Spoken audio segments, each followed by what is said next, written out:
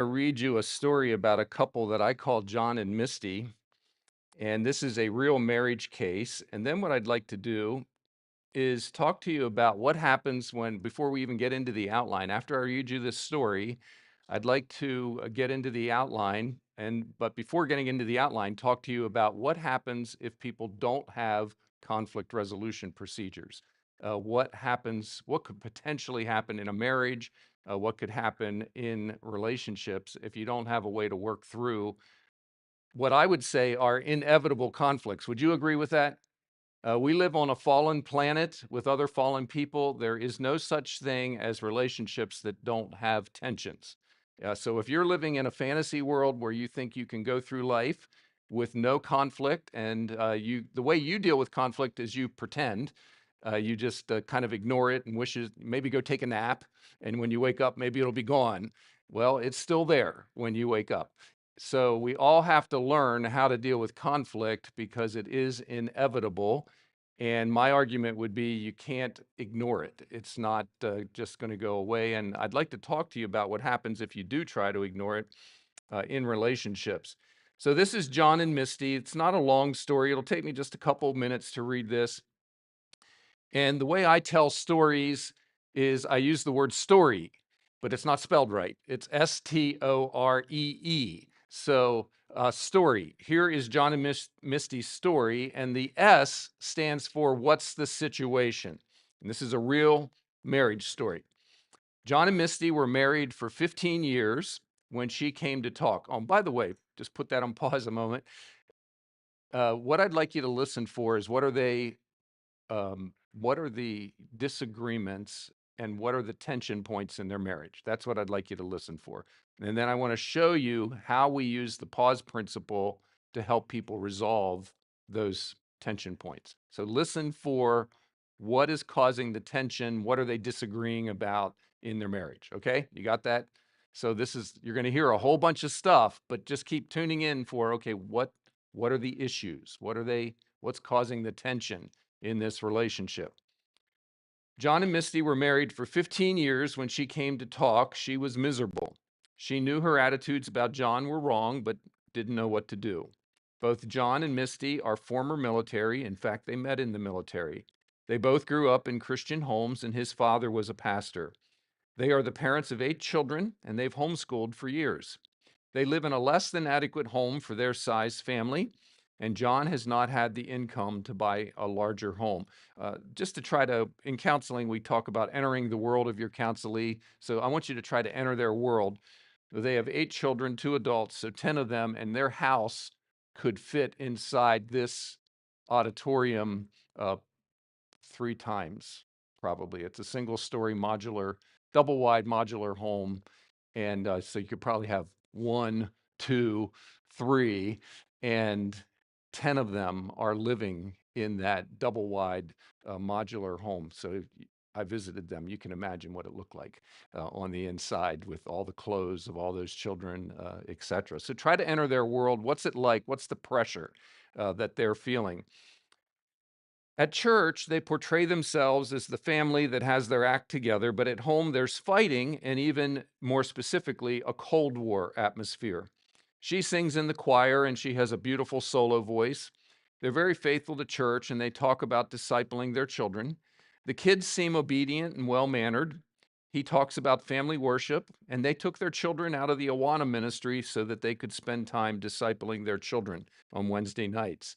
He's taken another job, which means another move. She's tired of moving and tired of her marriage, and the move is only 4 weeks away. She knows she needs to come and talk. This really presented me with a dilemma. As you're about to hear, this is a mess with the T in story stands for thinking. So you're about to hear what's going on in her thinking and then in her emotions. And they're going to move in 4 weeks. So as a pastor, I'm trying to figure out, okay, what do we do to stabilize this marriage? And we've got 4 weeks to do it. Here's her thinking. That's the T of story. She meditates regularly on beautiful log homes in Southern Living magazine. Now, do you know what Southern Living magazine is? Does that make sense here in California? So beautiful homes that nobody lives in. She also thinks about how much of a loser she married, who can't even provide for their family. She dreams about the day she will be free from this man and makes plans in her mind to get her nursing degree so she can support the children on her own. She dwells on hopeless thoughts many days. She's consumed with bitter thoughts toward her husband, and she calls him a liar and a hypocrite in her mind regularly. He makes so many promises that he doesn't keep and portrays himself to others in ways that aren't true. She is so embarrassed of their house and property, and she also thinks maybe if I keep putting pressure on him, I can get him to change. It's become painfully obvious that this doesn't work. When he finally did come into counseling 2 weeks before they moved, I found out that he dwells on being able to relax, and he does admit to making promises that he has no intention of keeping. When asked what goes through his mind when he knows that he's lying to her, he says, well, quote, I just want her to stop nagging me. Many days as he's driving home from work, he dreams about the movie he's going to watch and the nice big cold glass of Southern sweet tea that he's going to enjoy. He didn't want to come to counseling earlier for fear of what others would think of him. The O of story is others. The kids are obviously impacted, especially with their education. She's feeling so overwhelmed and hopeless, she hardly does any schooling. Their creditors are also impacted, and they're getting letters and phone calls regularly demanding payment. The R of story is how are they responding? He likes to come home and just relax, but that's become next to impossible because she has neglected the house so much. He has to get the kids mobilized to do cleaning. She's so depressed now that she closes herself in her room many days and cries and dreams of being set free. She also has not been paying the bills, and he wasn't paying the bills as well, and their checkbook is a mess. He says he's discipling the kids, but they don't even pray together. He's promised to lead family devotions many times, but he never does. He promises to mow the lawn, but he doesn't do that either. And she's so embarrassed now that their lawn is 12 inches high. Emotions. That's the first of the two E's in story. Depression, anger, fear, and anxiety are all characteristic of her life. The biggest emotion being expressed, though, at the time of counseling was hate. She said, I hate his guts, and I can't wait to be free from him. That's an exact quote of what she said to me when we met. The main emotion he's feeling is fear. Fear of what others will think when they find out what truly is happening in their home. He's also angry at all her nagging. Expectations, that's the last E. She expects him to find a job that provides enough of an income that they can have a bigger home, and it would be really great if it was like one in the magazine. She expects him to be the spiritual leader, and she lets him know it. She wants him to do what he promises, especially keeping the yard neater and the house repaired. He just wants peace and quiet. He wants to be able to relax. He doesn't want people to find out what's happening. So let's think about this. First of all, I'd like to get some feedback from you. So I'm not just going to stand up here and lecture. You gotta help me out here. What happens in relationships if people do not have a procedure for working through issues? So I've already established, and I think you agree with me, that everybody has issues. So we're all dysfunctional. We all live in a Genesis 3 world. We all have a sin nature that we're struggling with. We all have wrong wants and desires. And that's just the reality. Uh, I quoted this yesterday. One of my favorite theologians is a man named George Zemek, and he says we're all living with a Genesis 3 hangover. And I feel it every day. I have the Genesis 3 hangover, and you do too. So, what happens if we just ignore problems and if people don't have a procedure for walking through inevitable issues? So, just give me some feedback. Yes.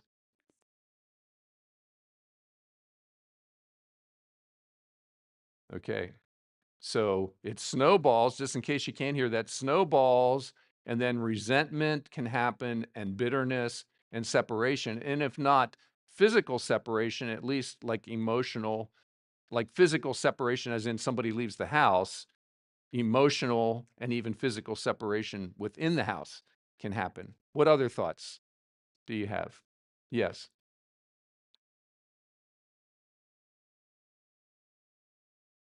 So cultivating bitterness, which is a horrible way to live life. Life is way too short to live bitter. You got to learn how to forgive. And so it cultivates bitterness and isolation. That was the other thing that you said. What else? What happens if you don't have a procedure? And I see a lot of young people here, by the way, and I'm so thankful you're here because this is not just for married people. Be thinking about what you could be working on now before you're even in serious relationships. What are some conflict resolution uh, procedures that you can be learning even as a teenager and be learning to put into practice with your siblings or your parents? And so that when you get married, you already have an idea of what it takes to have healthy relationships. And I wrote a book about that, by the way. It's called Marry Wisely, Marry Well. So did I see a hand over here? It's going to blow up. Yeah. So we think if we ignore it, that that's the way to resolve it, but it festers. And one of the things we've been working on in our church, we have a very large church, and I was the pastor of counseling for 8 years there. And, we have thousands of people to take care of in our church. And we have 19 pastors. And don't be awed by that. Our senior pastor says, mega church, mega problems. And that's very, very true. Mega church, mega problems. When I see new people come in the church, I don't think, oh, great, a new family. I think, what issues are they bringing with them? That's how counseling pastors think. When people come, I don't know if that's how Graham thinks, but that's how I think. When I see, I'm excited. That's a little bit of an exaggeration. I'm excited to see new families, but I always do think, oh, I wonder what's happening. And many, many times we've had people come to our church, and before they even become members, they're in our counseling center. And so I won't go down that track. So here's what we're trying to do, because we have so many people to take care of. We're trying to get our Sunday school teachers to think about what can we address, and our small group leaders, what can we address now in small group so that things don't fester and 10 years from now somebody's in the counseling center because it didn't get addressed in the small group. So things do fester.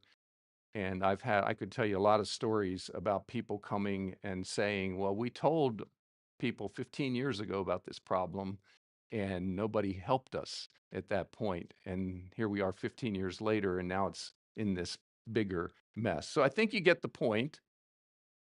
Everybody has to have a conflict resolution procedure. You just can't go through life pretending that conflict doesn't exist. You can't go through life without trying in some way to work through issues. Now, I can't say to you, here's a chapter and verse in the Bible that teaches a methodology you have to follow. But what you're going to see with this pause principle is this is the teaching of the Bible, especially one passage that we've put together into an agenda to follow called PAUSE, P-A-U-S-E, not P-A-W-S, as much as I like dogs. That's not what we're talking about. It's P-A-U-S-E, and it's an agenda to follow so that by the end of the agenda, you come to agreement and you've worked through issues instead of just ignoring them or the issue continuing to fester. Rose and I have been using this, trying to use this, continuing to try to use this in our marriage for at least 20 years, I would say 25 years. And we first read this in a book called Peacemaking for Families. And we read through that book with our family, which I would highly recommend, especially when our kids got to be teenagers. We read through a book called Peacemaking for Families, and we taught our children the pause principle. You can feel sorry for my children. They grew up not only in a pastor's home, but they grew up in a biblical counselor's home.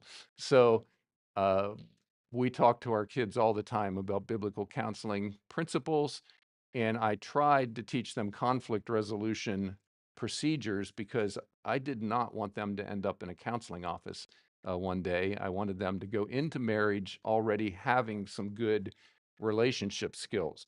So without any further delay, let's turn to Philippians chapter 2. And we'll start thinking about the pause principle. I'm going to show you two passages of scripture that this is based on. And then I'm just going to teach you the pause principle. And then we're going to practice. If I had more time, we would literally practice. I'd have you practicing with each other as we are sitting here. But we're going to practice as a group. And we're at the very end, we're going to practice as a group. And we're going to help John and Misty resolve some of their issues that they're disagreeing about. Philippians chapter 2 are absolutely beautiful verses. And Paul is concerned about two women in the church. If you're not familiar with this, read chapter 4.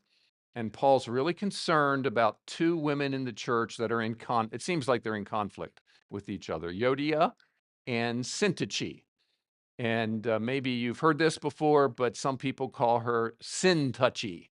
And there's nothing like, sorry, ladies, but there's nothing like when two women in the church get in a big fight with each other.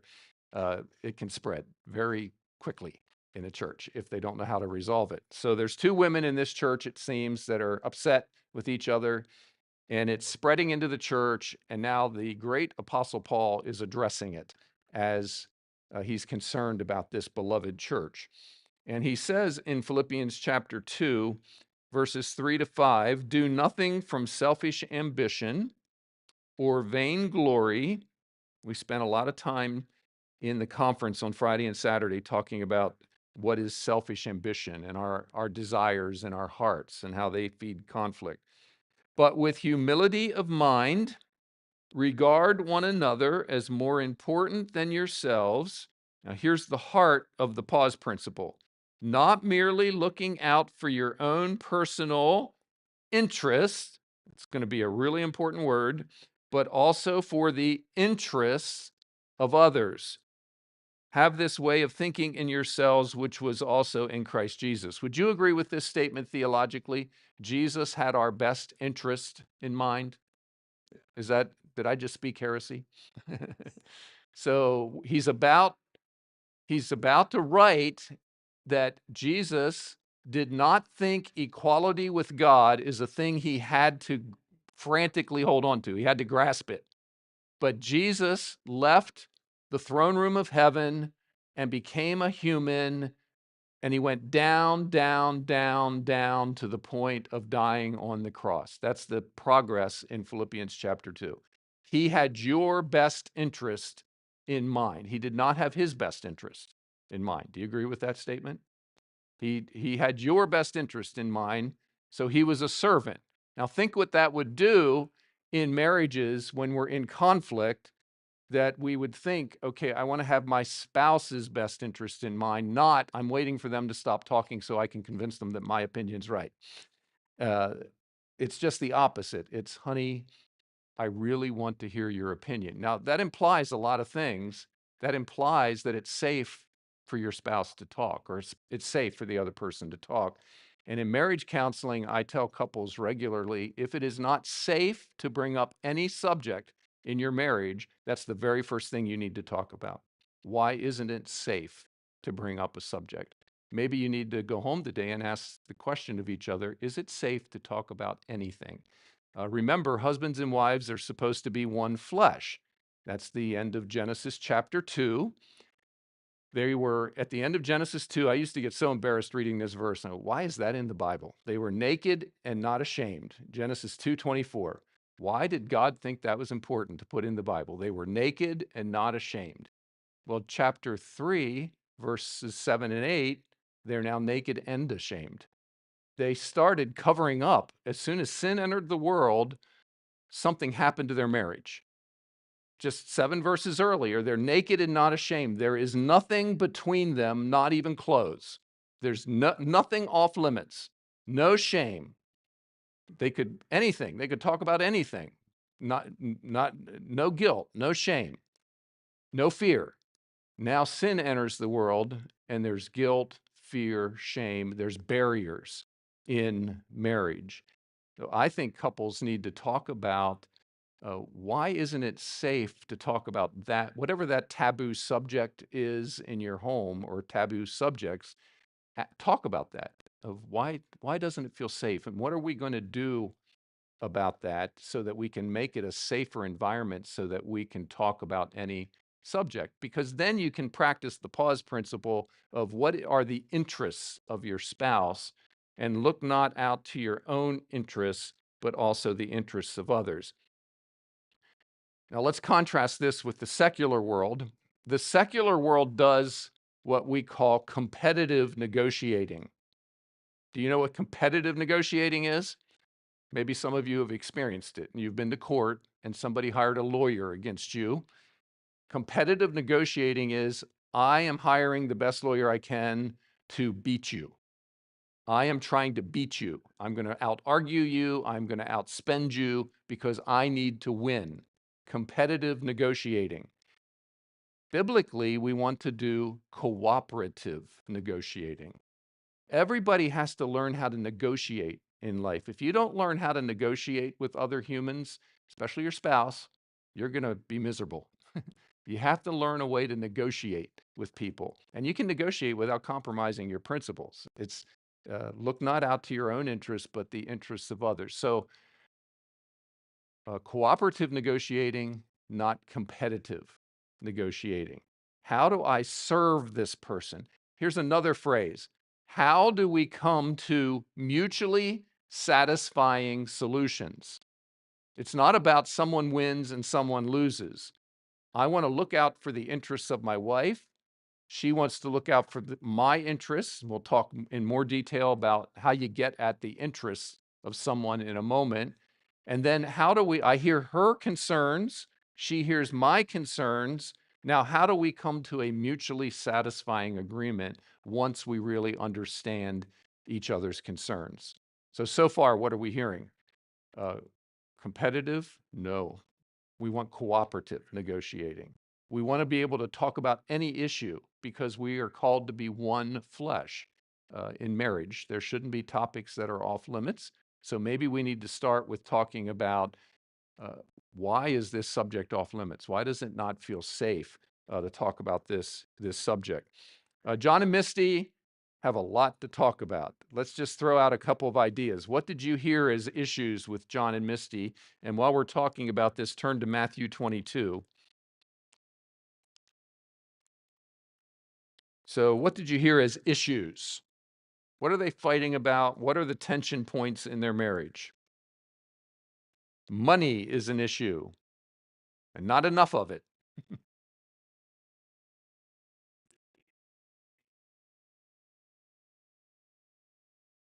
Okay, so there's something there about I'm tired of moving and repeated relocation.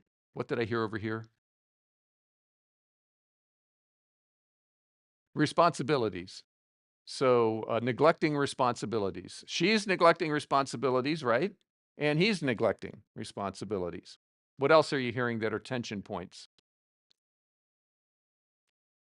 Promises not being kept. Yes. And it's even worse than that. He's purposely lying to her. She's nagging him, and he's purposely lying to her. I just want her to stop nagging me.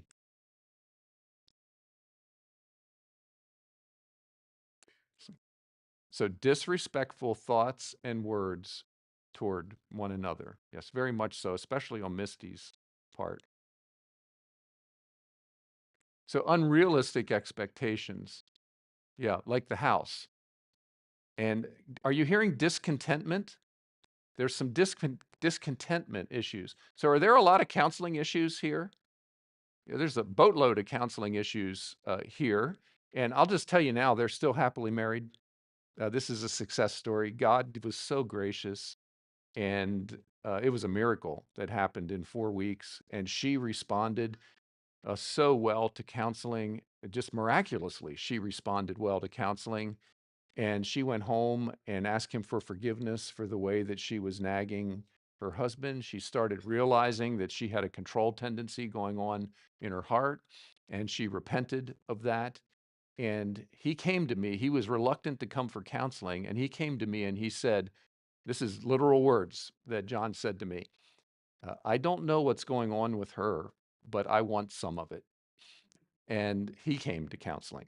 then. And in 4 weeks, God just did a miracle and stabilized their marriage. And that was a long, long time ago now. And we actually just got to see, we didn't see them, but we saw some of their children at a church where I spoke in another state recently, and they're happily married.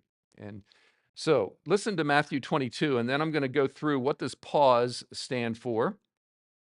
These are the two great commandments. They're trying to trick Jesus, the religious leaders, and they say to him in verse 36, "Teacher, which is the great commandment in the law?" And he said to them, "You shall love the Lord your God with all your heart, with all your soul, and with all your mind. This is the great and foremost commandment." Just a quick commentary about this. Don't picture these as love God, love others. You can't have it that way. You can't have you can't have others at the same level as loving God, because that would be idolatry. So it can't be that. It has to be love God, love others, and I love others out of my relationship with the Lord. So this is the great and foremost commandment. The second is like it, you shall love your neighbor as yourself. On these two commandments hang the whole law and the prophets. You know what he's saying? That is New Testament terminology for the whole Old Testament. That's an incredible statement that Jesus just said there. The whole Old Testament hangs on these two commandments: love God and love others. So, if we're going to have a conflict resolution procedure, it ought to involve this attitude of love. How do I put others above myself, and how do I do conflict as an act of worship out of love for the Lord? And we talked about that uh, Friday night. How do we glorify God in the midst of conflict? So these two commandments hang the whole law and the prophets, and loving God and loving others. Now, what is the pause principle? Let me fill in the blanks for you. The P stands for prepare. Prepare for conversations. And I'm going to go into more details about what each one of these means. So I'll unpack each one in a little bit. Affirm relationships is the A. You already have heard what the U is. Understand interests. And I'll slow down when I get there, because I want to unpack that and how you do it. Then search for creative solutions. And then evaluate options objectively and reasonably. Let me go through it again. Prepare, affirm, understand, search, and evaluate. Really simple. And it's a process that you and your spouse, or you and the other person that you're trying to work through a disagreement with, can agree and just say, okay, we're going to follow the pause principle and try to work through this disagreement with each other. Well, what do you do to prepare? I've already talked about the atmosphere and answering the question, is it safe to talk? And if it's not, ask yourself the question, why isn't it safe to talk? You obviously want to pray about your own heart, pray for the other person that you're going to go talk to. We talked about in our 4 G's of conflict resolution on Saturday morning, we talked about get the log out of your own eye first. Is there something I've contributed to this conflict and something I need to do to make things right? Then what are the issues that are causing disagreement between us? And write them down. Now, the other person, when you finally get to talk to them, they may not agree with the way you state the issues, but that's fine, because you want to hear their concerns and how they would state the issue, because we are interested in mutually satisfying solutions, not I'm going to impose my solution on you necessarily. Sometimes that has to happen when there's in roles like in authority and things. There has to be an agreement that, okay, I get to make the final decision, but I really would like to avoid that as much as possible. Study the Bible. What does the Bible say about this issue? Maybe seek other counsel. What are other people, what would they tell you about this issue? How might the other person react or respond? So anticipate their reactions. Pick a good time and place. I like to pick a neutral location. I don't want, I want everybody to feel comfortable in the conversation. So how do we pick a neutral place where everybody feels comfortable talking about the issue? And then what are you going to say to start? And that goes right into the next one. You can start off positive, affirm the relationship. Tell people what you tell your spouse, honey, this is not about divorce. There's something that's disturbing our marriage, and I'd like to talk about this issue, but I am totally committed to you and I love you. And I would just say to you that in your marriage, if you use the divorce word as a threat, you need to repent of that. That is just, I'm a counselor. I've been doing marriage counseling for over 4 decades. I've spent thousands of hours doing marriage counseling, and I would just say to you, stop that. Just, you don't like me, divorce me. You don't like me, just leave. And people throw out that type of thing, uh, and it just sets up a nasty atmosphere in a home. Instead, affirm the relationship. I am totally committed to you. I think we can work through this, but we do have something we have to talk about. But I love you. And here's 5 things I love about you. We have one thing that's bothering us, but here's 5 things I love about you. Let me give you a quick story. We were doing a building program as a church. This was a church I pastored in Virginia. And as you may know, building programs can cause problems in churches. And we had it was at that time, it was almost $1 million building program. It would be so much more now. And we had one man promise $40,000 to the building program, which was, praise God. I didn't know who he was, but we got all the money together and we had a groundbreaking ceremony, even had the mayor of the town there, and we had this incredible groundbreaking service. It was just a wonderful time. And then 2 weeks later, the church treasurer came to me and he said, we have a problem. A person who promised $40,000 has now said he will not give the money unless we promise to never change the worship style of the church, which was conservative. And I won't go into all the details of what was going. You heard some of the backstory of that if you were at the conflict resolution conference. So there's a lot going on at our church related to that. So I had to find out who he was and go talk to him because it seemed logical he was using his money to manipulate the church. It was very concerning. And the church board was very upset. And then I reminded our church board of the pause principle because as a desperate pastor, I had taught the whole congregation conflict resolution procedures. And I said, okay, guys, this is a perfect opportunity for us to practice the pause principle.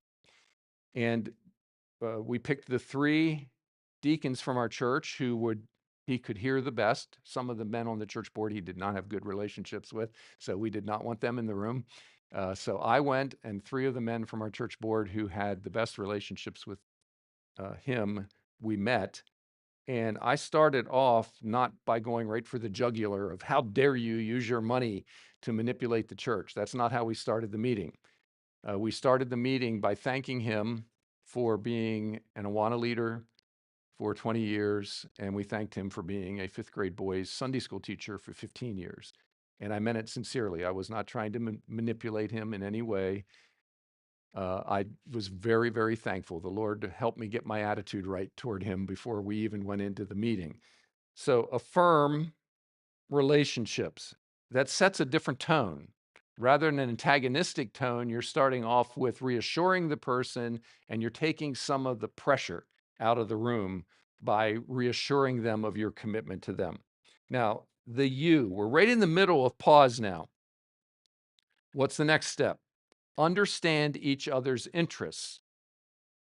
This means you're going to have to listen really well and ask good questions. And a lot of people have no idea how to do that. So I'm going to talk a little bit about how you listen well and how you ask other people questions. Let me fill in the blanks first. And I'm going to explain by using my hands. I'm going to draw a diagram up here by using my hands of what each one of these blanks represents.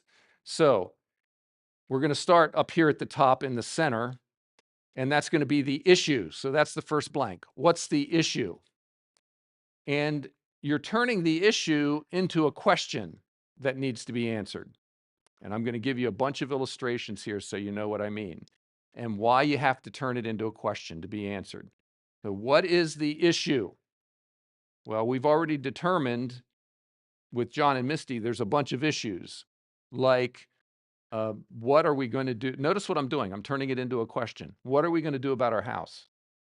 So they know they have an issue. They disagree about the house and what to do about the house. What in the world are we going to do about the house? A lot of times we often take an issue and we just naturally ask a question. What are we going to do about this? In our church, where we were fighting about music and music style and contemporary Christian music and whether is it right or wrong to have drums on the platform? Is it right or wrong to use guitars in worship? Notice what I'm doing. I'm taking an issue, I'm turning it into a question. That's important because the next step in pause is let's start searching for solutions. Let's not be antagonistic with each other anymore. We're a team. We're not going to allow this issue to divide us. Let's brainstorm answers together of how to get answers to this question that we're asking. I'll get to that more in a moment, and I'm going to give you some more tangible illustrations. So, an issue that's up here, it's right in the center. And then the next line is your desired outcome. That's your position. John has a position on the issue of the house. Misty has a position. That's why we fight. We have different positions on the issue. Are you tracking with me? So there's an issue, and people take different positions on the issues. Are piano and organ the only instruments that should be used in worship, or are guitars and drums legitimate? We had an issue in our church. We had different positions on the issue. Most often, people fight about their positions and they try to convince the other person that their position is right. And they don't understand it would be much more strategic if you go down to the next level. What are your interests? Someone's interests, that's what Paul says, look not out for your own interests, but the interests of others. What motivates someone to take the position that they do? Let me tell you some stories. So when I started asking this man, I told him our fear, and he said, I get it. Yeah, I just, after affirming the relationship, telling him we love him and respect him, I said, our concern is you're using your money to control the church. And he said, I totally get that. And I understand why you would take that, why you would have that understanding, but that's not my heart. It's just my conscience is bothering me. And by the way, his wife was the organist. Um, so if you've been involved in these conflicts, I just told you some very interesting data. So his wife was the organist, so I can imagine what their conversations were like going on at home. Nothing wrong with organ. I love good organ music, but we definitely had, they called it the sacred music style. And it was only the piano and organ that were the allowed instruments that some people believed in the church. So I asked him, what's your fear? That's a really important question. I'm trying to get at his interests. What's your fear? And dots started to connect for me as a pastor because I had been asking other people in the church, what's your fear about guitars? What's your fear about drums? And I started hearing a common theme. Their fear was doctrinal compromise. Well, I didn't say, well, that's just wrong. They knew I believed that, but I didn't want to be antagonistic. I said, well, why do you believe that? Why is that your fear? Why is that your concern? And he started to unpack how shallow, at that time, how shallow he thought some contemporary Christian music was doctrinally and theologically. And I said, oh, I get that. I can understand that, but I can assure you I'm not interested in doctrinal compromise at all as a pastor. In fact, I want to strengthen our church doctrinal statement. I don't want to weaken our church doctrinal statement. So, what is the fear? Ask your spouse if you feel tension in your marriage, you know what the issue is. Okay, honey, what's the question that needs to be answered about this thing that we disagree about?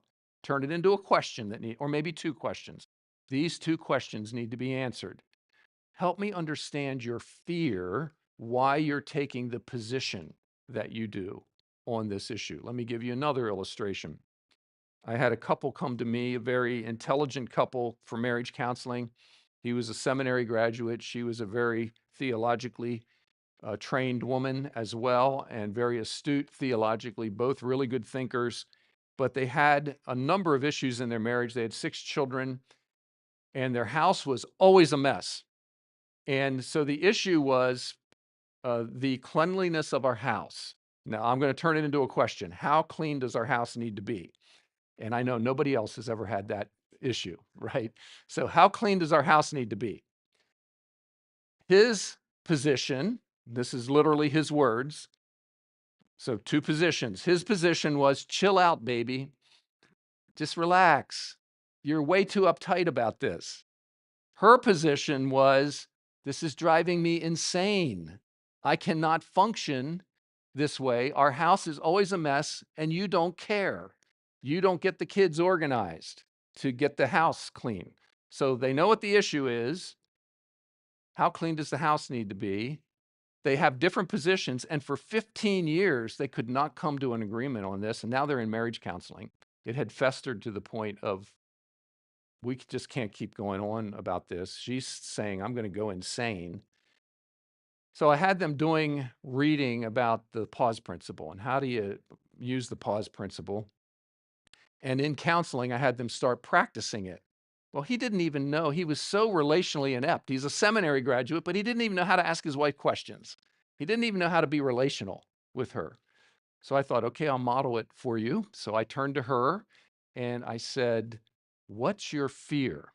And as soon as I said that, it's like buckets of water started coming out of her eyes. And she just was profusely crying. And she started telling a story.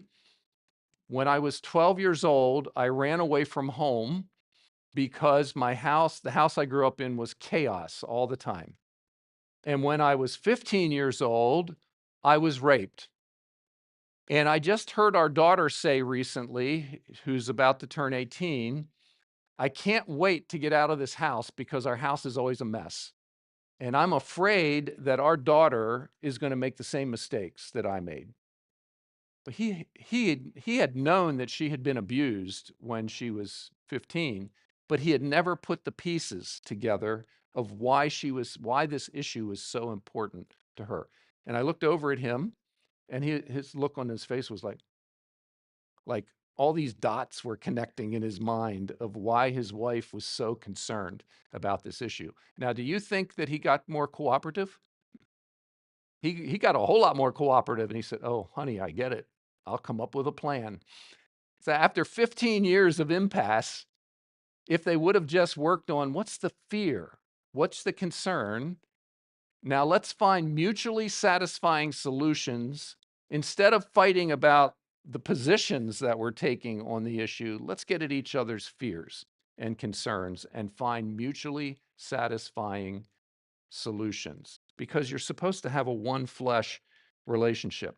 And I could tell you a lot of different stories about how that's helped, um, actually hundreds and hundreds of couples. I teach this to every couple, and every time I do a mediation, if I do a church mediation, family mediation, marriage mediation, everybody learns the pause principle, and I make them practice it in counseling, because I'm absolutely convinced every human being needs a conflict resolution procedure, because we live with inevitable conflicts with people, and if you don't resolve them, they just fester. And I don't want my relationship with my wife to fester, or my children, or people in church. I want to bring everything to resolution. Now, what you have in the rest of the notes then is almost step-by-step procedures of the types of questions to ask each other. Ask each other, so I have next, what's your fear? And it seems like your fear is, make sure you're getting it right. Repeat back to the person, it seems like your fear is. And then let them correct you if you're not getting it right. And ask each other that question. So repeat back to the person what you believe you're hearing.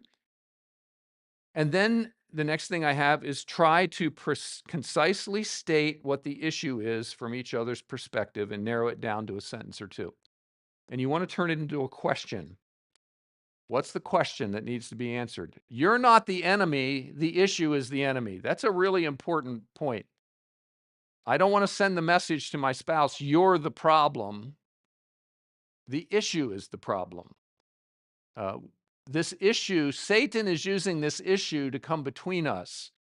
And Ephesians chapter 4 says, don't let the sun go down on your anger. And the very next verse says, don't give the devil an opportunity.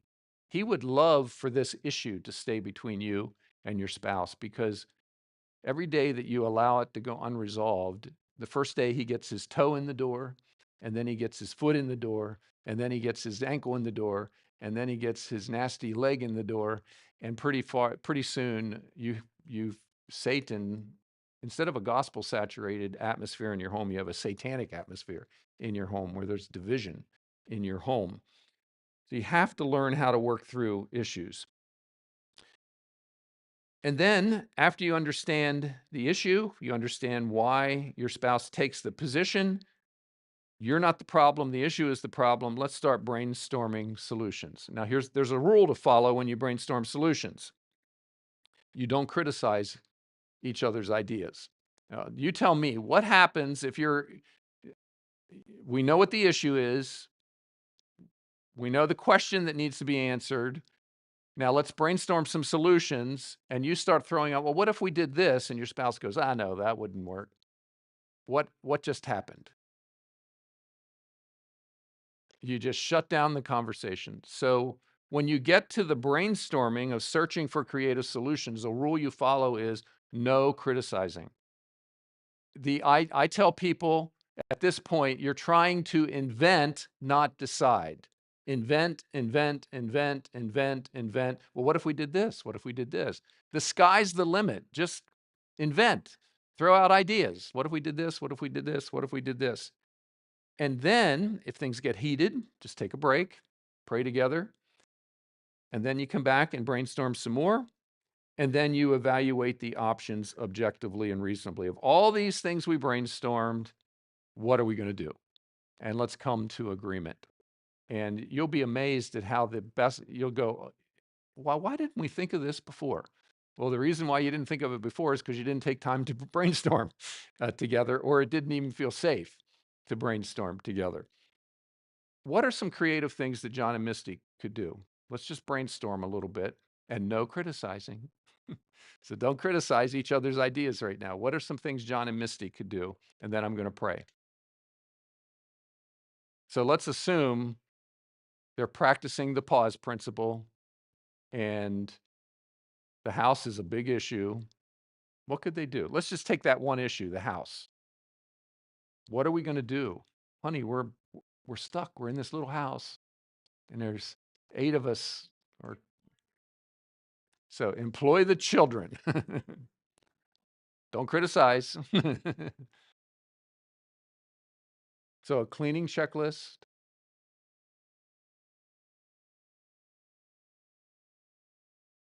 Maybe we need to get rid of stuff. No criticizing. We're just brainstorming. This is about inventing, not deciding at this point. Yes. Assigning chores. What about the house size? Let's talk about the house size. Yes. Okay, so Lord, help us have more common sense. Yes. Say that again. Look for a bigger home. He had a the issue there was his income, and they were in the home that they could afford. So maybe he needed to, Lord, please help me find a better job. I need to go on a job search. He's a comfort lover, by the way. He did not like, if you picked up on that, watching movies and drinking sweet tea was what he wanted to do. So he did need to get more motivated in taking care of his family. Do you get the idea? This works really well. It's not complicated. Here's the complicated part. We're lazy. That's the complicated part. We don't like to say, okay, I'm going to discipline myself to learn a procedure. But I started off with what are the dangers if you don't learn a procedure? And I'm a marriage counselor, so I'm begging you, learn some type of conflict resolution procedure. If the things that are unresolved right now aren't dealt with, think where your marriage can be 5 or 10 years from now. And I don't want you to end up in that spot. Learn how to work through issues. If you don't like the pause principle, make up your own. Figure out some way to resolve conflict. Just don't let it fester in your marriage. That's so dangerous for relationships and marriages. Let me pray. And then this morning during the worship service, we're going to study Ephesians 4 together. Lord, thank you for this time and for this church that takes you and your word seriously. And I would ask your blessing on the relationships in this room, family relationships, marriages, church relationships, that everyone would grow in astuteness in how to apply biblical principles to their relationships for your glory. And I pray this in Jesus' name. Amen. Thank you, Dr. Baker. Yeah. Okay, we have about 11 minutes until our worship service starts. So thank you for being here, and thank you, Dr. Baker, for helping us.